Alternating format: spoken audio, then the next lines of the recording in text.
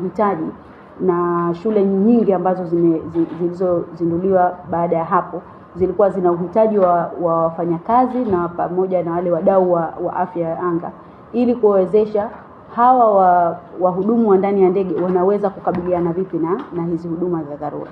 Kwa hiyo mpaka sasa tuna zaidi ya wanafunzi 1000 ambao tayari wanauelewa wa masuala haya, ambao karibia 300 tayari wako kwenye kampuni, kwa mfano Air Tanzania na makampuni mengine, ambayo sasa wanatoa huduma moja kwa moja wanapokuwa angani.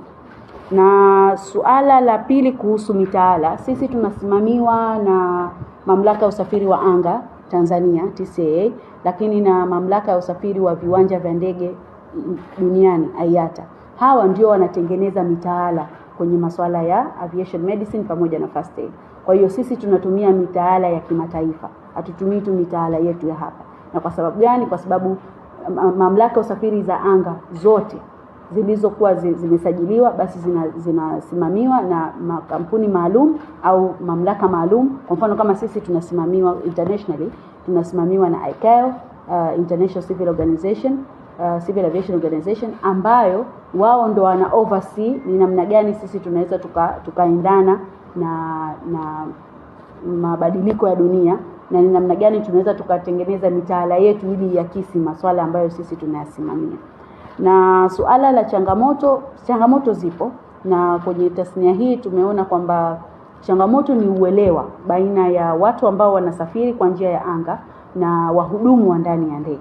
Unaweza kukuta anaposafiri mtu na ni mgonjwa, hana uhakika kwamba yale, kwa mfano anasafiri anaenda nchi nyingine kwa ajili ya matibabu, hana uhakika nini cha kuchukua, au hana uhakika dawa gani za kuchukua, dawa gani asichukue, au ni namna gani anaweza kusafiri akiwa salama.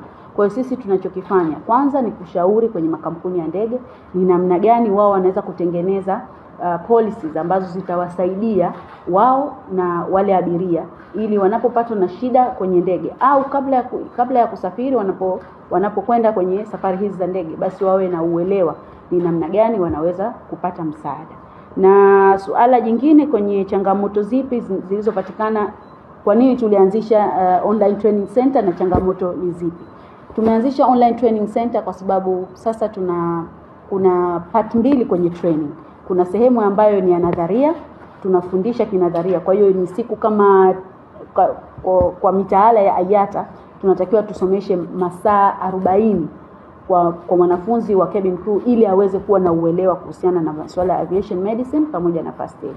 Lakini tumeona kwa masaa yote 40 ukimweka darasani unapoteza muda mwingi sana, na wakati ni zile vitendo vinafanywa tu kwa siku moja. Kwa hiyo tumeona hizi siku 4 zote ziwe ni siku za nadharia, lakini tuzifanye ziwe katika online platform. Hata mtu akiwa sehemu yoyote awe ana uhakika anaweza kuingia kwenye mtandao na kujisomea. Na ile siku ya mwisho iliyobaki itatengenezwa kwa ajili ya siku ya mitihani na siku ya kufanya kufanya practicals kwa ajili ya mitihani ya practicals.